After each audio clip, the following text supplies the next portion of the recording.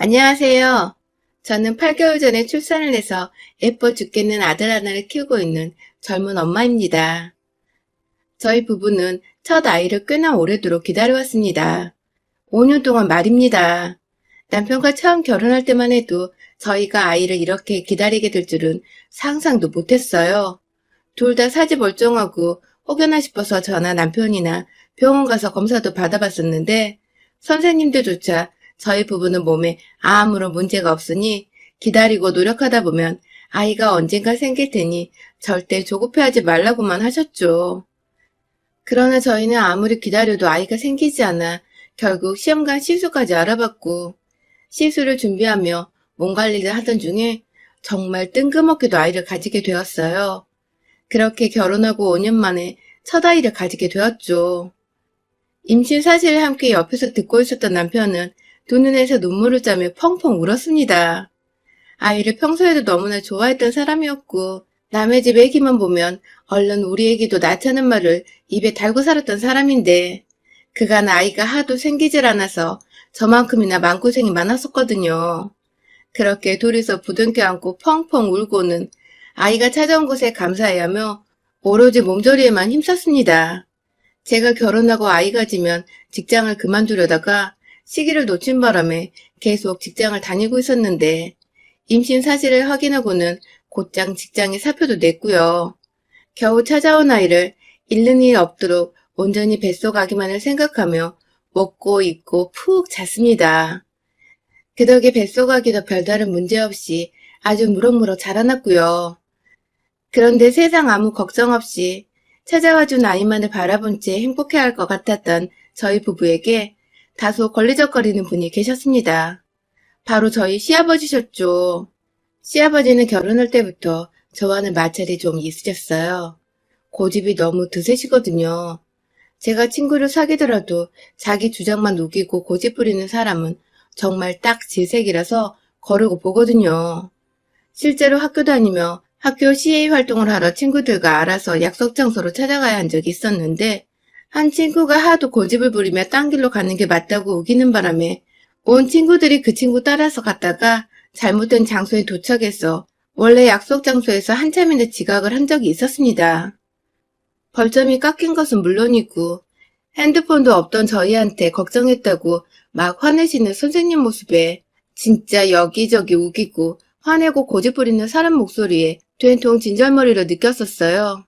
어린 나이에 그 상황이 꽤나 트라우마처럼 남았는지 그 후로도 비스무리한 성격을 가진 드센 사람들을 보면 자연스레 먼저 피하곤 했는데요.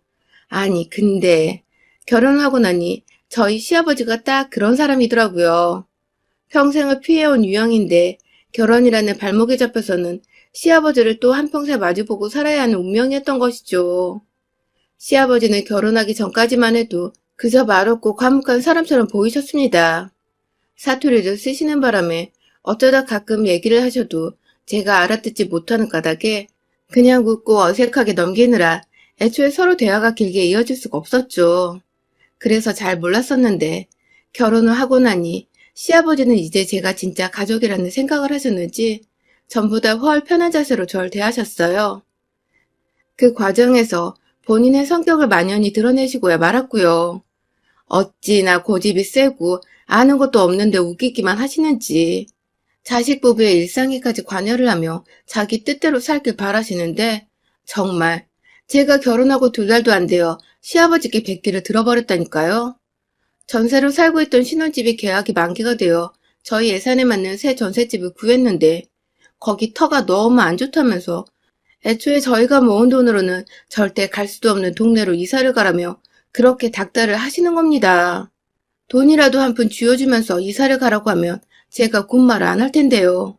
저희 아버님은 돈 한 푼 도움 주신 것도 없으시면서 어디 점집 가서 듣고 온 소리에만 의지하고선 바락바락 이사를 반대하시는 바람에 저희는 하는 수 없이 그 전셋집을 무르고 좋다는 동네의 언저리에 위치한 아주 좁아터진 전셋집으로 이사를 가게 되었습니다. 예산 때문에 똑같은 가격인데도 평수는 무려 10평이나 좁았죠. 처음에는 이게 다 시아버지 때문에 터무니없게 좁은 집으로 이사 온 거라며 강단 없이 휘둘린 저와 남편의 성격을 탓했습니다. 그러다가 좋은 일들이 곧 생기겠거니 하며 집 문제는 잊고 잘 살려고 했는데 아이가 하도 생기질 않으니 제 입장에서는 이게 다 아버님이 말씀하신 터가 좋다는 곳으로 이사를 오면 뭐하냐고. 심지어 터가 좋은 곳이란 것도 다 거짓말이나 잘못하고 있는 게 아니냐며 뒤늦게 또 시아버지께 엄청난 원망을 쏟아냈죠. 그러고서 한동안 애가 안 들어서 신경이 예민해져 있다 보니 자연스레 시아버지도 안 보고 지냈는데 시아버지가 제 발로 저희 집을 찾아오시기도 하셨어요. 와서는 또 서로의 기분을 맞춰주며 기분 좋게 지내다가 가는 게 아니라 속으로 아주 들었다 놨다 하면서 천부를 일으키고 떠나곤 하셨죠. 대뜸 집에 오셔서는 가구 배치가 잘못되었다며 냉장고는 동쪽으로 놔둬야 하고 그 옆에 조그만 오븐은 북쪽에 설치하라면서 막 제멋대로 냉장고를 빼내려고 하시는 겁니다. 밑에 먼지도 가득이고 그 무거운 걸 노인 혼자서 빼내겠다고 난리를 피우시니 저희도 가만히 있을 수가 없어서 긋고 말리다가 결국 옆으로 5cm 정도 빼낼 때까지만 도와드리는 척을 했죠. 자기 말이 무조건 맞다고 그렇게 해야지 집에 돈이 들어온다며 한참을 부엌에서 소리를 지르고 멋대로 고집을 부리시더니 결국 안방까지 쳐들어가시고는 침구 색상이 너무 밝다고 조명부터 싹 다 재수없는 것들이라며 그놈의 돈돈 거리시면서 집안을 쑥대밭으로 만들려고 하셨죠. 뭐가 마음에 안 들면 어디 가서 새로운 침구나 조명이라도 직접 사오시고 말씀하시던가. 기껏 돈 쓰고 오래 깨끗하게 쓰려고 아껴 사용 중인 걸 막 손으로 버리라면서 뜯어 벗기는데 진짜 순간 확 화가 올라오더라고요. 우리에겐 돈이 필요한 게 아니라 소중한 아이가 찾아오는 게 먼저이고 무리해서 좁은 집에서 전세 주고 사는 것도 어처구니 없어 죽겠는데 돈 한 푼 안 들이고 집은 또 뭐 바꿔대려고 하시니 어디서 이런 똥꼬집을 배워서 자식 부부한테 부르시는 건가 싶어 정말 얄미웠습니다. 저만큼이나 남편도 그런 자신의 아버지께 실망을 했는지 가만히 있다가 다짜고짜 아버님을 데리고 밖으로 나갔어요. 그리고 혼자 들어왔죠. 자기가 알아서 택시 태워 아버님을 집으로 보내버린 거였더라고요. 이렇게 저희 부부에겐 약간의 히스테리 같기도 하고 건들면 폭발할 듯 불안한 존재였던 시아버지. 그날 이후로 웬만하면 저희 정신건강을 생각해서 잘 안 보고 지냈는데 그러다 제가 임신하게 되었었죠. 제가 임신을 했으니 어찌되었든 양가 어른들께는 알려드려야 해서 각자의 부모님께 전화를 돌렸습니다. 저희 친정부모님은 저뿐만 아니라 남편과 직접 통화를 하시면서까지 축하한다고 이제 부모가 되는 거라며 칭찬부터 시작해서 덕담까지 좋은 말씀을 한가득 해주셨어요. 그 바람에 저나 남편이나 감동을 받고는 함께 울컥했고요. 그런데 저희 시아버지는 정말 다르셨어요. 시어머니와 먼저 차분히 대화를 나누고 있는데 뒤에서 제가 임신했다는 소리를 듣고는 시어머니 전화를 뺏어든 시아버지는 옆에서 어머니가 발에 치였는지 앓는 소리를 하고 계신데도 아랑곳 않고 그 사실을 왜 이제야 전하냐며 다짜고짜 자기 불만을 토로해내셨습니다. 검사를 받자마자 알려드리는 거라고 하니 그저서야 본인 스스로 화를 겨우 가라앉히시며 아들인지 딸인지를 묻던 아버님. 그건 지금 당장 알 수 없는 거라고 하니 또 점집 가서 알아보고 오겠다며 저희 말이 다 끝나지도 않았는데 전화를 끊어버리시더군요. 아, 진짜 어이가 없어서 말입니다. 그 바람에 저는 혹여나 싶어 시어머니께는 문자로 다시 한번 인사말을 전했고 시어머니도 옆에서 시아버지한테 또 전화를 뺏길까봐 몰래 문자로 저희와 답장을 주고받으셨어요. 도대체 다혈질에 자기 할 말만 하는 우리 시아버지를 어찌 해야 하나 싶다가도 애가 태어나면 좀 순해지실라나 싶어서 꾹꾹 눌러 참았습니다. 그러다가 드디어 우리 아들이 태어났죠. 성별검사 때 아들이라고 이미 말씀을 드렸었는데 시아버지는 점집에서 딸이라고 했다며 하다 병원에서 받은 검진 기록에 의문을 제기하시며 홀로 제 뱃속의 아기를 남의 집 손주 보는 마냥 무관심으로 일관하셨습니다. 저와 남편은 처음 보는 모습도 아니었던지라 그냥 무시를 했고요. 그러다 아들이 떡하니 태어나자 시아버지는 그제서야 본인이 했던 말은 또 까마득히 잊어버리시곤 아들이 태어날 줄 알았다며 동네방네 신이 나셔서는 좋다고 자랑을 하고 다니시더라고요. 저 임신했을 때 맛있는 거 먹으라고 매달 용돈까지 챙겨주시던 친정 아버지와 비교를 해보면 손녀인 줄 알고 눈길 한번 주지 않고 하다못해 사탕이라도 쥐어주지 않으셨던 시아버지. 참 보잘것없고 인정머리 없어 보였죠. 그럼에도 막상 자식을 놓고 보니 부모한테 할 도리는 하고 살아야 하는 게 맞겠다 싶어서 최소한 안부 전화라도 주기적으로 드렸고 친구분들이랑 술이라도 잡수시라고 용돈도 몇 번 챙겨드렸네요. 그러던 중에 시아버지가 아이 이름을 떡하니 지우셨습니다. 전혀 오고 간 얘기가 없는 상태에서 일어난 일이었죠. 보통의 아이들은 이름은 온 가족이 함께 같이 뜻을 모아 점집을 찾아가건 아이의 부모 의견을 존중하든지 해서 이름을 맞추는데 저희 시아버지는 한마디 상의도 없이 혼자서 자주 가시는 그 점집을 또 찾아가서 아이 이름을 따오신 겁니다. 지금껏 시아버지가 점집에서 듣고 온 소리를 살펴보면 터무니없게 집값 높은 동네로 이사를 가게 한 것과 멀쩡하던 집안의 가구나 가전제품 배치를 바꾸게 한 것, 그리고 의사가 아들이라는데 무슨 배짱인지 귀엽고 딸이라고 우겼던 전례가 있는데요. 세상 어느 누가 이딴 엉터리 점집에서 얘한테 좋을 거라고 지어준 이름을 사용하겠어요? 저는 한사코, 정말 한사코 그 이름을 쓰는 것을 반대했습니다. 남편도 마찬가지였고요. 하지만 시아버지는 이게 그 점집에서 아이를 위해 지어준 특별한 이름이니 반드시 사용해야 한다면서 그래야지 애 팔자가 풀린다면서 아직 100일도 넘기지 않은 갓난아이 앞에서 앞으로의 팔자가 들어올 거라며 험하다는 소리를 해대시며 가져온 이름을 쓰길 원하셨죠. 아이 험담을 들은 것 같아서 기분이 정말 더러웠는데 앞에서 고집을 꺾질 않으시고 계속해서 이 이름이 완벽하다고 우겨대시는 시아버지 태도에 진절머리가 또 났어요. 그 고함 지르고 바락바락 우겨대는 목소리가 진짜 오만정이 다 떨어지게 하는 데시벨이었죠.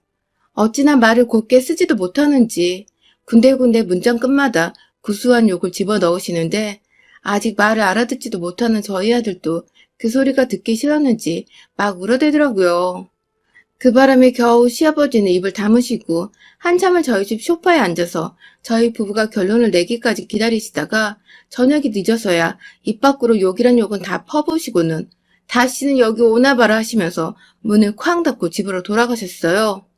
어처구니 없이 욕도 먹었고 정신은 하나도 없었던 그런 하루였습니다. 그렇게 또 한동안은 찾아오지 않으실 줄 알았는데 예상보다 일찍 시아버님은 저희 집을 또다시 찾아오셨습니다.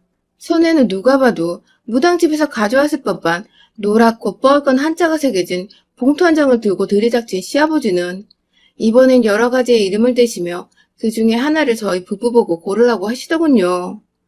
저희를 위한 배려라고 끝까지 생각을 하면서 애써 마음에 드는 이름이라도 찾아보려 했는데 정말 거짓말하고 하나도 없었어요. 무슨 1700년도에 있을 법한 그런 고지식하고 따분스러운 이름을 대시고는 분명 우리 애는 아들인데 어디서 순자가 끝에 들어간 여자스러운 이름이라든지 받침에 기역자가 들어가 발음하기도 힘든 괴팍한 이름을 적어와서는 저희 보고 고르라고 하시니 어이가 없었죠. 이름은 좀 시간을 가지고 저희가 알아서 후보를 잘 고른 후에 다 같이 상의하러 연락을 드리겠다고 말씀을 여러 차례 드렸는데도 끝까지 포기하지 않고 본인 할 말만 하시던 시아버지는 결국 또 자기 말을 일방적으로 듣지 않는다며 급기야 본인이 돈 주고 받아왔을 그 종이를 확 자기 분의 모닉을 찢어버리고 마셨습니다.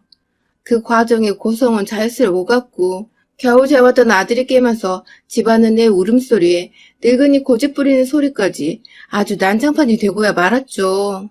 제가 그 당시 애가 하도 새벽 내내 잠을 자지 않아서 하루 중 잠들어 있는 시간이 고작 2시간 정도밖에 안 됐을 정도로 뜬 눈으로 지새우며 살고 있었는데 어처구니 없게 갓난아기 있는 집으로 찾아와서는 애를 울리고 제 성질까지 긁어대시는 시아버지를 보니 정말 열이 무지하게 받더라고요. 옆에서 남편이 절 말리면서 어떻게든 진정을 시키려고 하는데도 말은 귓등으로 안 듣고 본인 할 말만 급하게 하시느라 결국 끝에는 숨까지 차다 하시던 시아버지 모습이 진짜 찌질하고 못나 보였어요. 어떤 말로도 그 모습이 설명이 안 되던 그때 결국 시아버지는 본인 멋대로 제 자식 이름을 지으시고는 그 이름대로 아이를 부르기 시작하셨어요. 멋대로 여자애 같은 이름을 부르시고는 애가 좋아하는 것 같다며 막 아이를 향해 웃어 보이시던 시아버지는 그렇게 그 다음날에도 또 그 다음날에도 저희 집에 찾아오셔서는 출근한 남편이 없는 집안에서 제 아이를 향해 자기가 정한 이름을 부르시면서 저를 살살 약올리셨습니다. 그만 좀 부르라고 아무리 말씀을 드리고 하루라도 빨리 진짜 아이 이름을 지어야겠다는 생각에 하루 만에 친정 부모님 모시고 유용한 점집에서 괜찮은 아이 이름까지 딱 받아오기까지 했는데요. 끝까지 저희가 지은 이름을 무시하며 본인 뜻대로 맘대로 출처도 모르겠는 아이의 이름을 불러대시며 제 아이가 아닌 것처럼 느껴지게 만드셨어요. 남의 집 애 이름을 자꾸만 불러대는 걸 엄마인 제가 도저히 두고 볼 수가 없었고요. 그러다 불과 얼마 전 제가 아이 출생신고를 하며 급하게 넣은 태명 이름 말고 친정 부모님과 지은 이름으로 가족관계 등록부에 등재된 정식 이름을 변경했는데요. 그 사실을 정확히 시아버지께도 말씀을 드리며 앞으로 우리 아이의 이름이 무엇인지에 대해서 자세히 뜻을 말씀드리며 설명까지 했는데 못 알아듣는 척을 하시면서 이름이 마음에 안 든다는 어처구니 없는 고집을 부리시더니 결국 제가 자기 말을 못 믿어 하는 것 같다며 제 아이를 데리고 점집에 가자며 집으로 찾아오신 시아버지는 다짜고짜 저희 아들을 안아버리고는 밖에 택시를 대기시켜놨다고 나가자는 게 아니겠어요? 그 바람에 전 순식간에 허락도 없이 제 아이를 안고 집을 나서려는 시아버지로부터 아이를 지켜내겠다고 사정을 해서 아이를 도로 받았고요. 진짜 혹여나 그 와중에 얘가 바닥에 떨어지거나 다치기라도 할까봐 시아버지 흥분 안 시키려고 소리도 안 지르고 언성도 안 높이고 정말 무릎까지 꿇어가며 이름을 당장 바꾸겠다고 설득을 하니 그제서야 말귀를 알아듣는 것 같다며 아이를 안겨주시던 시아버지. 제 심장은 그 순간 갈기갈기 찢겨갔습니다. 심장이 한번 떨어졌다가 달라붙은 것 같은 기분이 들기도 했고 애를 이미 한 번 잃었다가 다시 찾아온 것 같은 안도감이 들었어요. 당장 아이를 안방 요람에 넣어두고는 문을 꽉 닫고 시아버지께로 향했어요. 시아버지는 너무도 태연스럽게 본인이 주장했던 아이의 이름을 부르면서 제 기분을 간질거리게 약올리시고 있었는데 저는 그 길로 당장에 시아버지 앞으로가 싸다구를 2대 갈겨드렸습니다. 감히 다른 사람도 아닌 자기 손주를 두고서 목도 제대로 못 가누는 애를 막 안더니 급기야 엄마의 내 허락도 없이 이 집을 나서려고 하냐며 어디 감히 시아버지 주제에 애 엄마를 앞에 두고 이름을 정하려고 애를 맘대로 낚아채냐며 싸다구 2대도 모자라서 내 집에서 당장 꺼지라며 멱살을 부여잡고는 현관으로 향해갔죠. 저한테 뺨 맞고 순간 정신을 못 차리던 시아버지는 뒤늦게야 이게 미쳤냐며 막 발악을 해대시는데 그 길로 제가 시아버지 정강이를 한 대 걷어찬 바람에 시아버지는 아프다고 바닥에 주저앉으셨어요. 그걸 전 꾸역꾸역 오켓을 잡고 끌어서는 집 밖으로 내쫓았고요. 나가시는 길에 출처도 모르겠는 점집을 들락날락하며 내 집에 안 좋은 기운까지 들이집으려고 소금에다가 시뻘건 파까지 하는 꿈권에서는 현관밖 복도를 향해 찰지게 뿌려버렸습니다. 아주 조그만 빌라 복도가 제 손에서 흩날린 소금이랑 파츠로 뒤범벅이 되었고 그걸 다 맨 얼굴을 맞은 시아버지는 한참 밖에서 통곡을 하시면서 서럽다고 소리를 지르시더니 제가 경찰에 신고하는 목소리가 들리자 냅다 주랭랑을 치시더라고요. 물론 경찰 신고는 뻥이었는데 말이죠. 그렇게 시아버지 쫓아내고 복도 정리를 하면서 혹여나 다시 나타날까봐 걱정을 했는데 다행히 시어머니 전화를 받아보니 집에는 가셨더라고요. 가서 뭔 일이 있었는지 사람이 말 한마디 안 하고 안방에 들어누워 있다면서 무슨 일이 있었냐고 저에게 물어보시는데 아무 말도 하지 않았습니다. 그냥 시아버지 코를 좀 납작하게 해드렸는데 다음에 또 이런 식으로 집에 찾아오시면 그땐 제 손이 아니라 법적으로 변호사 불러 해결할 테니 그리 전해달라 부탁드렸어요. 핸드폰 수화기 너머로 얼핏 저희 통화를 듣고 있던 시아버지는 시어머니한테 더 얘기 안 해도 된다면서 당황을 하며 전화를 끊더라고요. 아무래도 자신이 며느리한테 뺨을 맞았다는 소리를 와이프한테 알려주기는 싫었나 봅니다. 이 일이 있고 난 후 전 지난 5개월이 조금 넘는 시간 동안 단 한 번도 시아버지와 연락을 하지도 목소리를 듣지도 않은 채 온전히 제 아이의 육아에만 최선을 다해 전념하고 있는 중이랍니다. 관심을 끊어주시고 며느리 무서운 줄 안 시아버지 덕에 이제는 어처구니 없는 미신 따위 듣지 않고도 잘 지내고 있고 조만간은 더 집값이 싸지만 안전하고 넓은 평수에서 지낼 수 있는 동네로 이사도 가게 되었어요. 시아버지의 손길에서 한 발자국 벗어나니 이래저래 참 집안이 평온해졌어요. 왜 진작 내 아이를 가지고서 고집부리는 시아버지 뺨 한 대 정도를 쳐볼 생각을 못했는지.